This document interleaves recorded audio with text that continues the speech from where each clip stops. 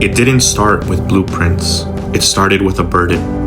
A quiet tug on the heart, a sense that God wasn't done with this house. This building was tired, the paint was chipped, the energy was low. But in the spirit you could feel it.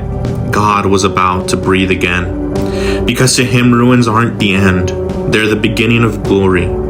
He sees possibility in every broken beam, purpose in every cracked foundation. Where some saw an old building, he saw a future altar, a fresh fire.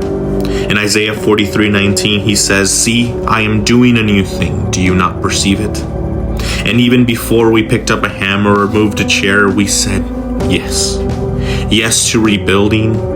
Yes to making room. We said yes to revival.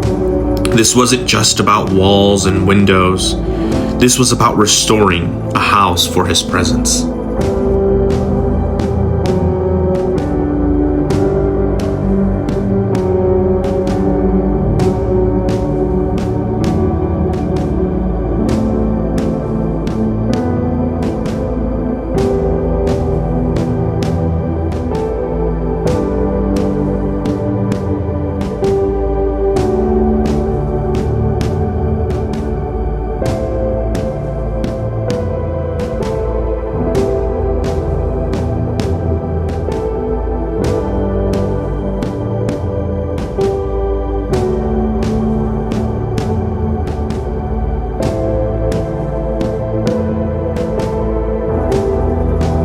Sometimes God has to strip something down to its core. Not to destroy it, but to reveal the strength beneath it. Just like in the old days of Nehemiah when walls were broken and hearts were scattered, God gave the call, rise and rebuild, and the people responded. Here too, the work began. Sheetrock came down, floors came up, hands got dirty, shoulders got tired, but spirits stayed full. Because it was never about the mess in the middle, it was about the miracle in the making. Isaiah 58:12, "You shall rise up the foundations of many generations, and you shall be called the repairer of the breach."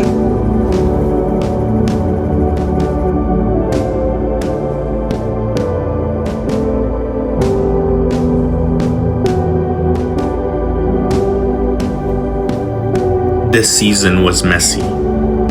Progress and prayer, hammers and hallelujahs.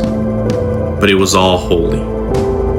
In the middle of the dust, in the middle of the construction, God was shaping something. Not just the walls, he was shaping faith, stretching vision, uniting a body and preparing a home. Every coat of paint covered in prayer, every chair moved, a symbol of someone who will walk through these doors and encounter Jesus. The God of heaven will give us success. We, his servants, will start rebuilding. And so we kept building, not just with tools, but with trust.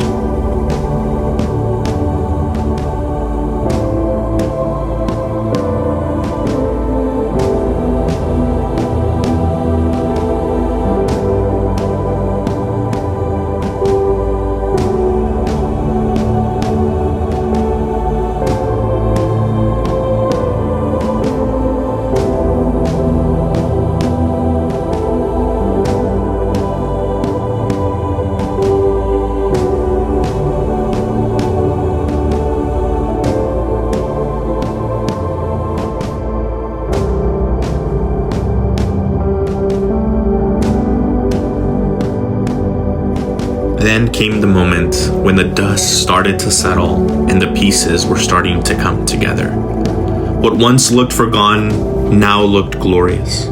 And it wasn't just the way it looked, it was the way that it felt. God had returned to his house, but the truth is he never left. He just waited on us to believe again. Haggai 2:9, "The glory of this latter house shall be greater than the former, and in this place I will give peace." And right there we knew this wasn't a finish line. It was a fresh beginning.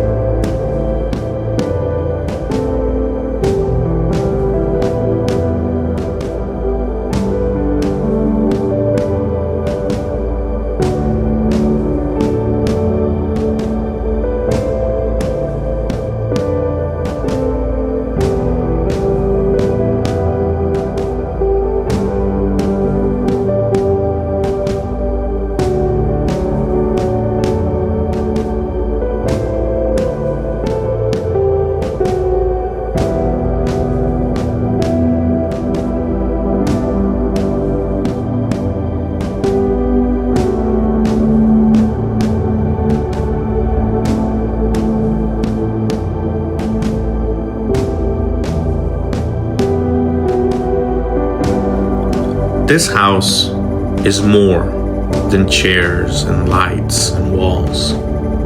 It's a resting place for the weary. It's a launching pad for purpose.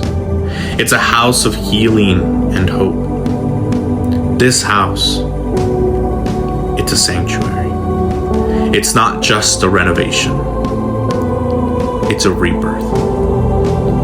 It's a declaration to every tired soul and every searching heart. There is room for you here. And maybe life's been loud, and maybe you've been distant from God, and maybe you've questioned if He still sees you, but He does.